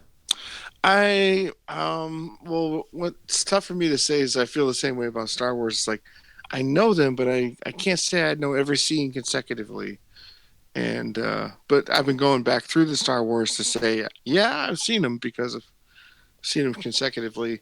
It's always been like on television and piecemeal. Yeah. No, it's worth like it's just fun. Like I know, I'm it's ashamed. very fun. I'm ashamed. No, yeah, I don't really get down for that because I also Moto, like you have to understand, like this is totally fair, and Dave's already alluded to this once. You're about 5 years behind us, so like, yeah, Goonies would have been old by the time you would have been like. I would Shamrock be into loves Goonies. Goonies. Oh yeah, Shamrock he's a Goonies dude, and somehow I changed the channel somewhere. I don't know. But well, if I didn't see it as a kid, obviously it would have been harder for you to see as a kid. And there was a long stretch where I swear to God, Moto watched. From my perspective, I saw Moto watch no TV for like 10 years. Really? Like, yeah. Didn't you watch? I mean, now you watch things like South Park and stuff. Like you have shows, but there was a long time where I feel like maybe you watched it with your friends, but you did not watch TV. Yeah, well, like you said, there's always someone that had an agenda on the television, so I'd be like somewhere else. Yeah. Oh, between mom and me, good luck. Yeah. And then they got the DVR. Oh man, I got a new DVR. I got the old one, and I started taping stuff. Actually, one of my newest things is the Cheaters. I'd tape the Cheaters, and they play like 10 episodes at 4 a.m. And Saturday, I watch Cheaters for like hours. I don't know that one. Is that where like people get caught cheating on their like partners or something? Yeah. Oh. It's like Nice. watching Maury Povich or something. It's a guilty pleasure. No shit talk at all about this, but your mom watches some fucking TV. Like, my. Your mom watches some fucking TV. She discovered El Rey, and they do Stargate You guys have Atlantis. fucking El Rey? Oh yeah, son! I watch. I would get nothing done if I had El Rey. Cereal every morning. Man. And the fucking Hulk. Yeah, the Incredible Hulk. The El Rey channel is fucking amazing. You have it too? No, I don't have it, but you need to get Sling TV. It's on Sling TV. For our listeners, El Rey is the television network of Robert fucking Rodriguez, who we talked about on this show a lot, but it's basically just shit like we love. He made a fucking network of it, and he's like, if I like it, I'm gonna put on it. So they'll just play all the Bruce Lee movies in one day. Yep. They'll play the Incredible Hulk at breakfast and Big time. Trouble in Little China, Big Trouble in Stargate Atlantis. They have a luchador show. Like it's a television show, but it's about luchadors. Like it's awesome. I don't want to forget to say too, like the Wolfman in this movie is also known very popularly in some circles as Uncle Rico from not Nacho Libre, Napoleon Dynamite. Oh yeah. Uncle Rico is. Man, if I could go back to '82, coach would put me in. I go state football over those mountains. I don't like the way you're looking at me, Napoleon. Yeah. All right. Let me unmute some shit and let's see if I can get this. Oh, to you got play. it? Yeah. Okay. Get ready for magic, everyone. Let's see here. This is in my opinion, the best delivery of shit that would ever occur. Oh, my mic is already unmuted. The word shit, or just like any dialogue in movies? No. It's the best delivery. It's Chunk's delivery. It's so fucking perfect. It's just like, let's see if it plays. Oh, wrong one. What is that? Oh shit, what? Oh shit, what? Oh shit, what? So this mom. Shit, what? Oh wait! I got it. Like, it's so good. So the mom is the same mom from Monster Squad, and she's like, "What is that?" So if somehow you lived under a rock and don't know the Goonies, she sees like it's a mess, but they're trying to cover up something that they broke at this point, and Chunk always screws it up. He just doesn't he can't handle his shit. So What is that? Oh shit, what? oh shit, what? And if you could see him doing it, he's just he's like, I'm totally done. Like I'm giving up. Oh shit, what? Like he's just like, it's like. Then the statue, yeah. If they could teach an acting class just off of one delivery, this would be what I would pick. Like this would like if you could make a whole acting curriculum based on that reaction. To me, it's so perfect. It's perfectly played off. It's perfectly acted. His facial expressions are perfect. Oh, best line. But it's the same mom from Monster Squad. So let's get back to it is. Yeah. And it's the kind of Fat Kid has that great line, Wolfman's got nards. That's a bit more pronounced. Yeah. But the oh shit what from Chunk, it's hard to beat. Oh shit what? I'm just kidding. Put it up against anything. Yeah. There's so much defeat in that delivery. It's and worry and yeah. And then she's like, I don't remember what she says, but then she obviously doesn't realize what's really wrong with the statue, and she's like, he's like, oh yeah, clean it up. Like, oh yeah, sure. That's it, and then that's his delivery. I wish they had the whole scene because that's a mess. And clean up. Oh yeah, sure. Like he says it all along like that. Like and he's smiling. Yeah. Like fucking Isn't Chunk. Oh no, Sean Astin's the actual name of was it Mikey? Mikey. Okay, so Sean. And then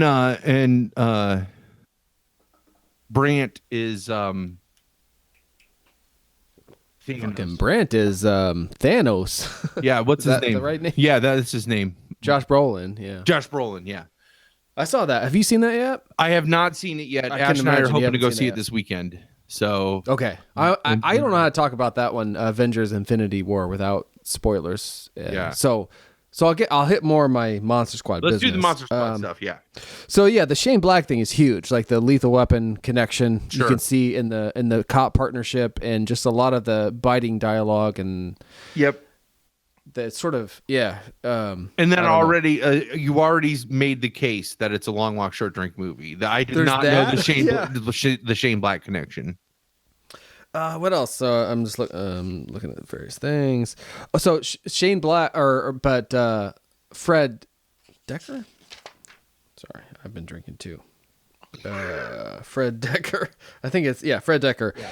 So he hasn't directed a lot of things. We mentioned House. That's actually, at least on this show, infamous. But Monster Squad did not do well at the time. And it's kind of killed his career for a while. And then as he puts it in some of the supplementary stuff, he did RoboCop 3, which killed his career for another so many years. I haven't seen RoboCop 3, but of course RoboCop is a... Are we talking about the dad who was a cop? Actually, the RoboCop 3 connection is is for the writer-director, like co-writer Shane Black. and then director. Not his name's Fred. So Shane Black Fred, is the co-writer. Fred Decker is the other writer and the director, and he did RoboCop 3. But do you know the cop dad from other stuff? For some reason in my mind, it just came to me his face. This would be really interesting if it's right. In Spaceballs, when he got the special and the alien pops out of his stomach, that guy's face really looks like the cop from Monster Squad.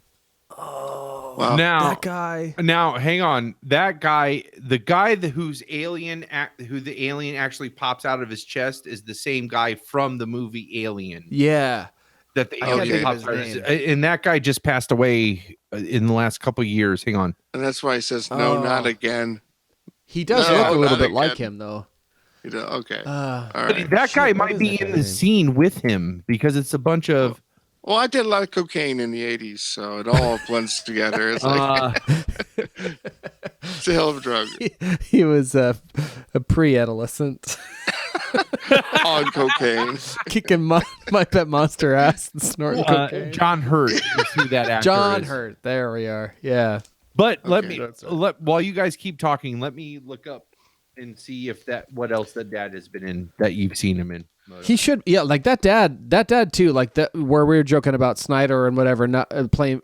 Well, I don't feel like there are really people chewing the scenery in this movie a lot. Like the kids a little bit, but like the dad is playing it straight, like the marital troubles, all that stuff. He's really like going at it. Like I think he's not like the mom. Yeah, he is authentic. He's I believe every moment. Is totally in it. The scary German guy is in it to win it. Like yep. Yeah, I mean, sometimes a little bit monsters are in it to win it. Like seriously, like they brought it. Like everybody brought their game. Like Frankenstein monster was played by someone whose name I don't know right now. Tom Noonan, who is I've never seen Manhunter, but I know that is the Michael Mann movie that's sort of the before Silence of the Lambs, but dealing with Hannibal Lecter. So like Tom Noonan is a serious capital A actor. He is also the axe murderer. One of my favorite movies is not one of my I mean it is one of my favorites, but Last Action Hero, if you've ever seen Last Action Hero with Arnold Schwarzenegger. Oh sure. Yeah. He plays the axe murderer from the original movie that they end up bringing back, like they end up sucking him out of the you know what I mean? And then they see him on the red carpet. That's who Tom Noonan is. Tom Noonan is like he's in it to win it is an understatement for him, and so none of the kids saw him out of makeup. Oh, really? That's awesome. Yeah, that was like how he was playing this. He nails that Frankenstein. That is a great Frankenstein monster. Oh, it's portrayal. so moving. Like the stuff between. I mean, so one of the tropes of like, well, I don't know what you call it, but like one of the main things about like the Frankenstein character in movies, one of the iconic scenes is this scene in which from the 1931 movie where he comes upon this little girl by a pond. She's throwing like dandelions or something into the pond, watching them float. He's an innocent. He doesn't understand. When they run out of dandelions. Yeah, she's counting flower petals. And then they ran out of flower petals to throw in, and then like, how about you? Yeah, so he throws her in to the water, not knowing that she'll drown and die, and then it's very sad, and that's the sort of like downfall of like then the villagers are after him and stuff. Sure. So they play upon that relationship really well in this, and this is like post Young Frankenstein where they do a great parody of that. I mean, that's this like this kind of cinematic iconic thing that has made it all the way through parody right back around to somehow being poignant with this.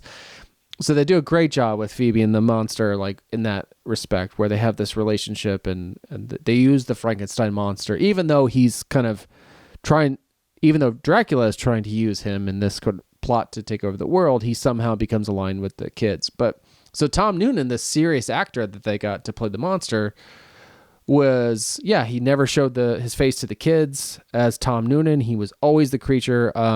Rudy, the actor who plays Rudy, tells a story about the scene he had with him as Rudy, where he would try to talk to him because he was older than the other kids, try to talk to Tom Noonan, and Tom Noonan would not engage him as a that's adult. awesome. He would just like baby talk to him like the monster.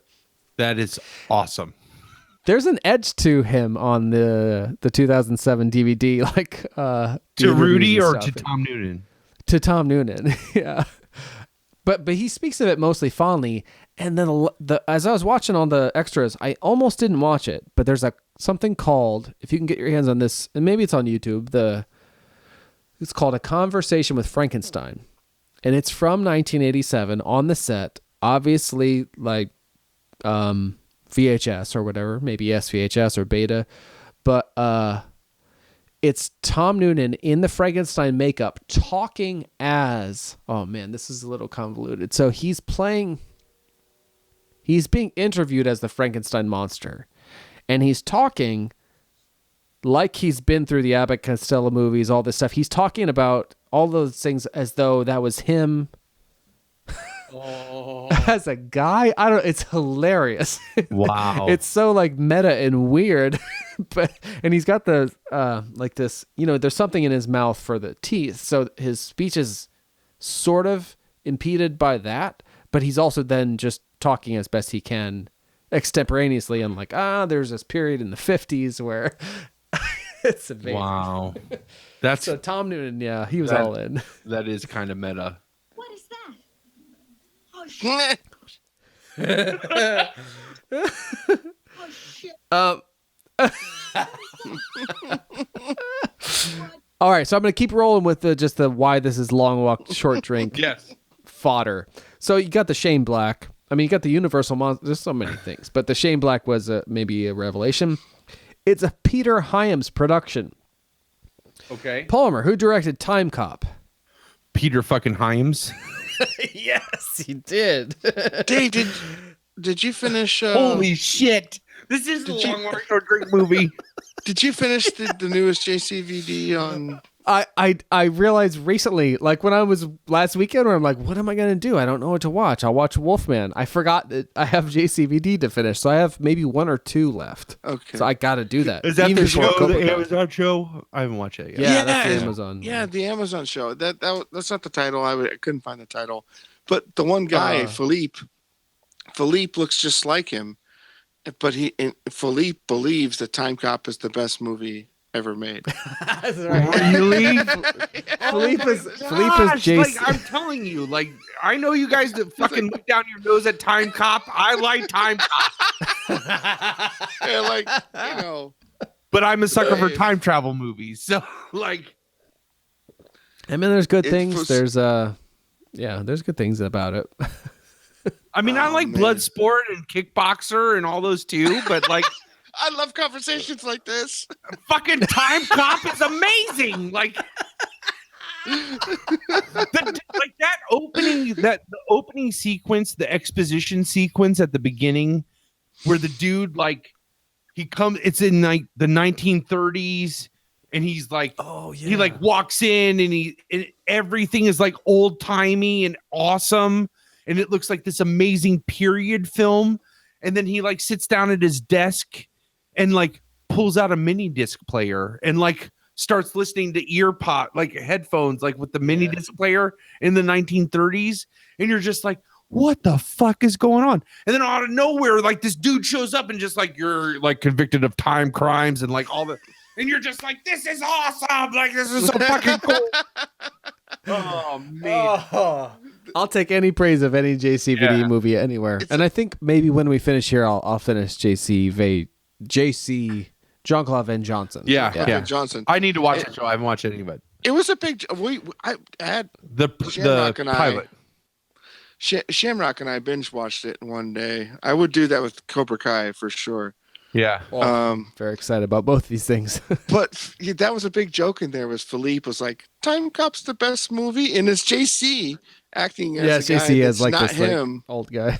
Yeah. Oh my gosh, it's funny. Time Cop is the best. Yeah, that's awesome. Time Cop. That's awesome. Because you guys give me shit for liking Time Cop, and that's awesome that joke made it in. That's so great. Never again. Like after that impassioned thing about a scene that not even involving JC, like I gotta give it up to you. Yeah, like, I won't say anything bad about it anymore. It's such a great time travel. Like it's a great way to like give the exposition about what the movie is, like what the premise of the movie is. You know, like. It's because I know the rest of it then ends up being like it's like The Fugitive, right? Like he's trying to find out who killed his wife, right? Yeah. But like it's this brilliant, smart little vignette that just shows it sets the scene for the world, the universe that this movie is taking place. I love it. I love that opening. It's really that opening scene that sells it for me. Oh, that's awesome. Yeah. That's awesome. So going on with the Monster Squad being a long walk, short drink movie, I do have this funny note that's like, though it is Pepsi, not Coke. Oh, that's all right. I mean, I drink whatever's available. I know, but I like to think of you as a Coke. I know. Hey, I got in the one. 80s, of course. Look, yours. Oh, really? That's great. I almost tonight. It's a hell of a drug. After all my my 50 hell of a drug. Charlie Murphy. What do the five fingers say to the face? Slap! Blam! Blam! Yeah. The bride and I so after I had that 50 hours of 50 hours of overtime and oh god. I feel so What's it doing? New one. I saw sock there. Moto fell back laughing so hard. There was sock that Palmer fell said, "Fuck your couch," and I was like, "Fuck your couch," because I knew Eddie could buy a new one. Oh man, that's so good. Oh, I gotta let it go. It's too funny though. I'm watching the wrong things. That's what I'm realizing. It's Charlie Murphy. Charlie Murphy. No, I know Charlie where, but R.I.P. I haven't Charlie seen Murphy. it enough. R.I.P. Charlie Murphy. Oh, I forgot that. That's sad. Oh, I'll have a pint on that. Charlie Murphy. And he said, okay, go ahead. Sorry, I gotta say it. All right. So Eddie says, "Man," he's like, "My brother had feelings." So Charlie's talking about his brother Eddie. My brother had feelings, man. He's like, "Man, Rick needs some help." And Charlie's like, "Yo, man, we just gave him some help." They beat his legs up. They beat him up. For kicking his... They beat his legs so hard he couldn't walk out. He had to like elbow out of the house. Should I never gave you money? Okay. It's a hell of a drug. Okay. All right, we're done. Monster Squad. So Monster Squad is the best quintessential long drink movie. Is Chappelle Show on one of these streaming services that I can catch up? No, they're hard to find, I think. They are hard to Really? find, yeah. Because I've tried to look up skits and I can't find them. I think it's because they're so, because of the untold story of how that show ended. I think that's part of it, you know, of why it's so hard to find. I would. I'm sure Dave Chappelle probably fights hand and tooth to like sign away his rights for that stuff getting distributed, put it out there. To be put out, and then or conversely, Comedy Central could be like, "Fuck him! Like we're not giving him any money for this stuff, like for how he treated us." I could see either way happening. That sucks. You know, because they would have to give him money if they distributed that, right? Yeah. So I could DVDs or anything. It's got to be on DVDs, right? Maybe I would DVDs. Yeah, I'm sure if you pirated it or go to the library or whatever, you probably get it. Yeah, I pay for that stuff. I've seen very little of it. Just a couple of things here and there, and I think I would enjoy it. Obviously, yeah. Oh, man. I haven't watched any of his new stand-up on Netflix, but I've heard it's all. I haven't amazing. either. Yeah. So. I really enjoy him with James Lipton from Inside the Actor Studio. That Inside the Actor relationship. Studio one is like the one where he does talk about like why he left and like what Hollywood is like and all that stuff. Yeah. Like, that is eye-opening. Like Yeah, and then when that show kind of aged, like, and got to its 10th anniversary or whatever, the person that hosted the 10th anniversary and interviewed James Lipton was Dave Chappelle. Oh, really? They have this like interesting sort of bond. I don't know. That's awesome. That's pretty cool. That is it's awesome. Nice. Yeah. All right, Monster Squad. Okay. Oh my God, I'm so sorry, but I have to pee again so bad. There's a couple of tidbits, you guys, I need to round this out. We'll just play that mash. Can you guys vamp while I'm gone so that we don't mash? The monster mash. I just need like 60 seconds. No, you go pee. Just do that mash. Okay, sorry, I'll be right back. Oh, here, I could probably find that, Moto. Let me. Yeah. The Dave Chappelle, or I was trying to tell Dave. Yeah, exactly.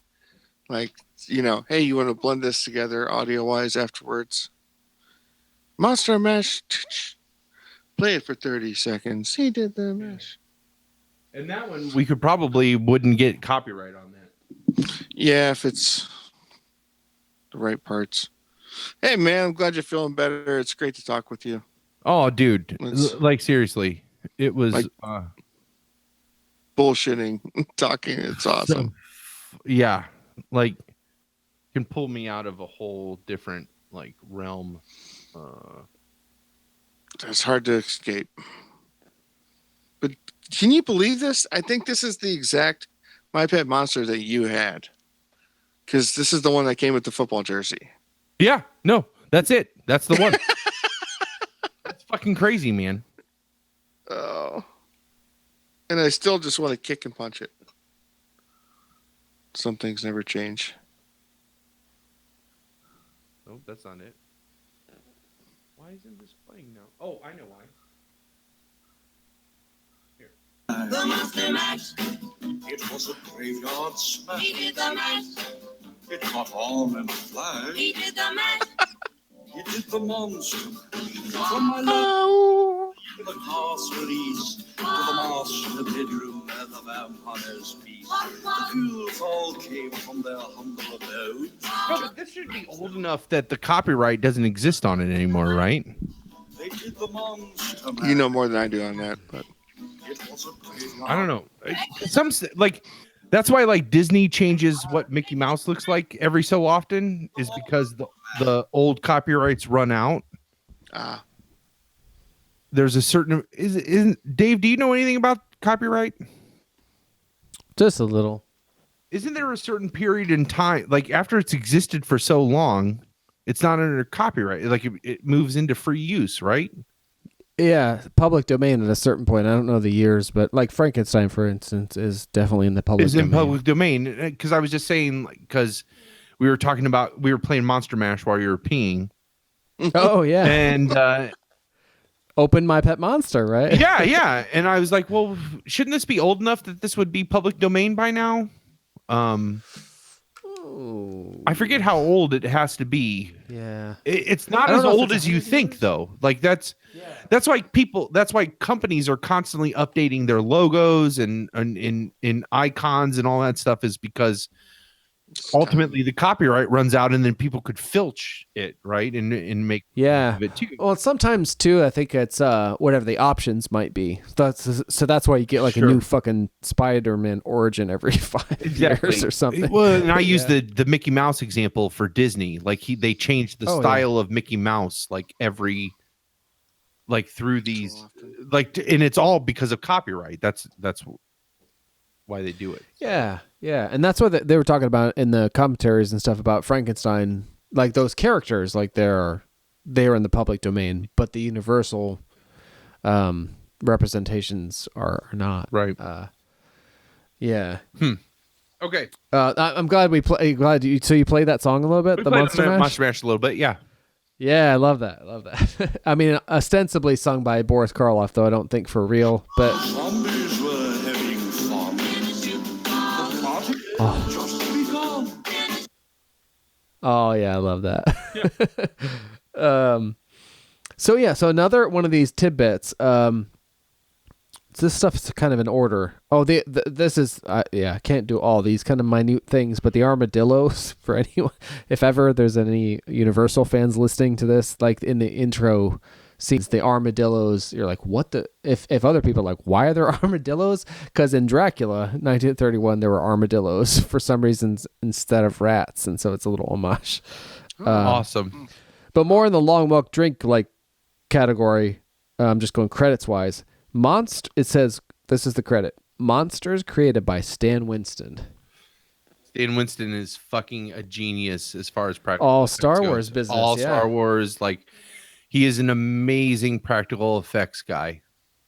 That's a hell of a get for a movie of yes, kind of that caliber. I would not have put.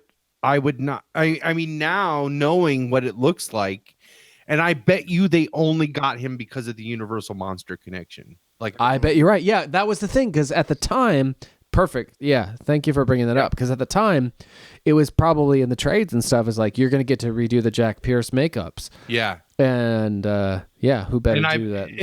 And I bet you anything, just like the director, he was probably a fan of those practical effects. Oh man, and at that age, you don't get into that without those movies. Oh man, because it's like all the Universal monsters and Harryhausen. Those are the two references that you always hear for practical effects. Is Harryhausen the stop motion stuff? Yes. Okay. Yeah.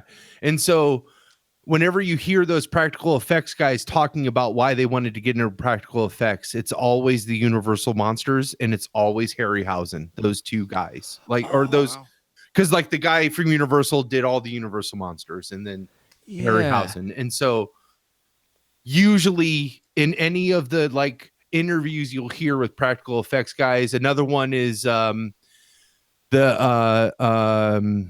George Romero's practical effects guy, who's also Savini. Tom Savini. That's Savini. A little later. Yeah.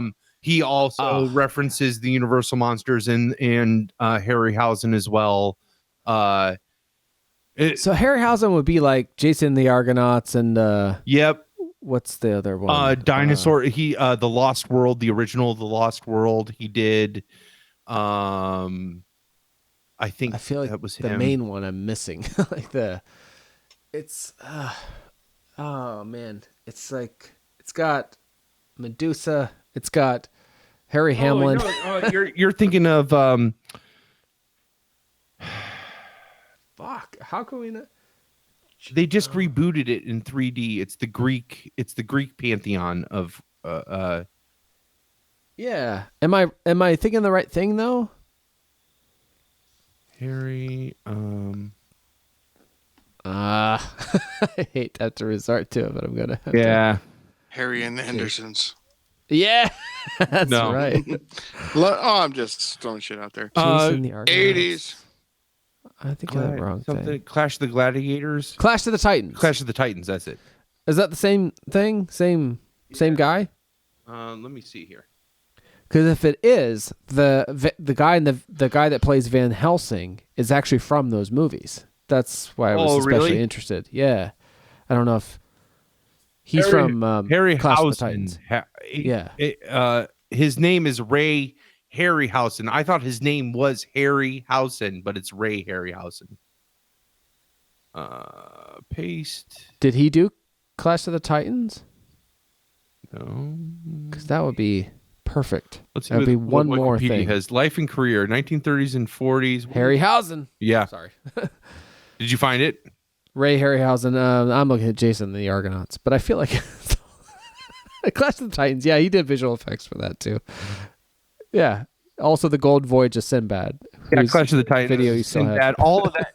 And if you've seen any of those movies, you can tell that it's the same. It's the same guy doing the practical effects.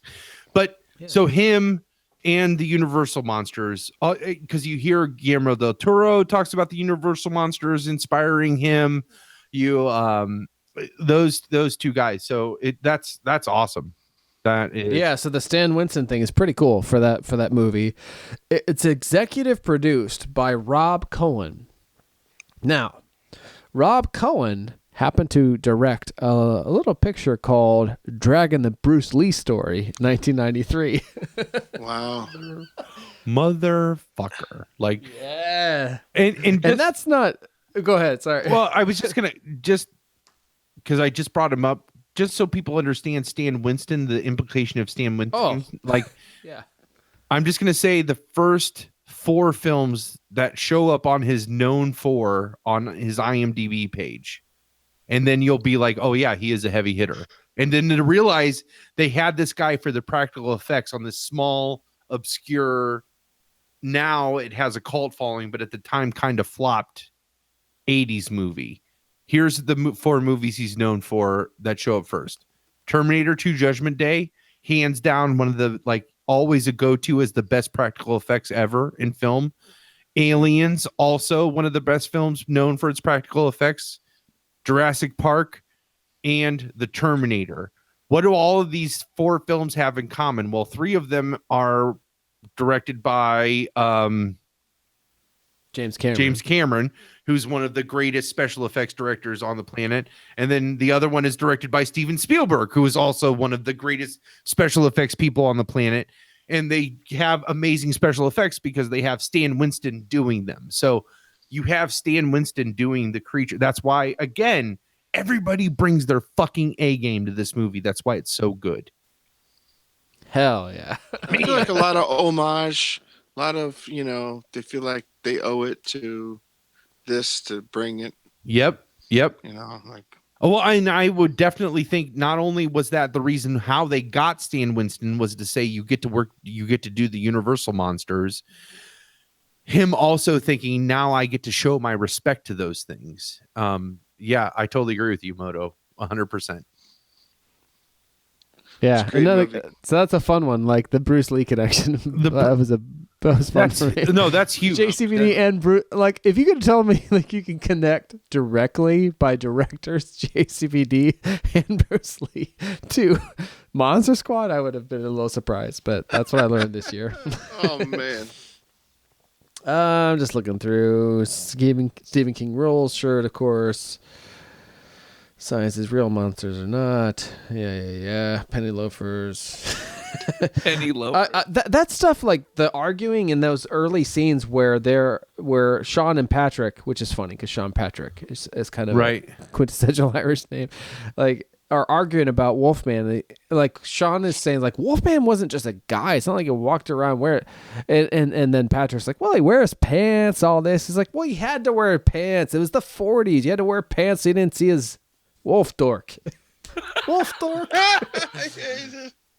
But that kind of talk. This is like 1987. Like people didn't really talk about movies in movies very much. Right. Like until you get to like the Clerks Pulp Fiction era. So like that's a little bit. I don't know, like avant-garde. It was ahead of its time, I feel like, and I feel like perhaps that's what they talk about a lot in the DVDs, that they didn't really know how to market this movie because parents didn't want it to be too scary for their kids, which it kind of was, and adults didn't want it to be like too kid-like. Who is this movie pitched at? Like that audience didn't quite exist then, but it certainly does now. So it's PG-13. This is a great example of what I wish PG-13 was today. Is this kind of movie? You know what I mean? Like, let's push that boundary of R. Let's stay right under R, and just above PG. You know, like, and yeah. And this would be like I feel like now they make PG-13 movies where they're PG movies that say fuck one time. Like that's the rule. Exactly. You know. Yeah. You little bitch. Chucky. You little bitch. Oh man, yeah. So yeah, I have too many of these to really go through, but they're fun one. Another one in that kind of vein of referencing movies. It's like Phoebe, like this little kid. He's like, "We're in war. We're not in war with so and so. We're in war with Vietnam. It's in Rambo."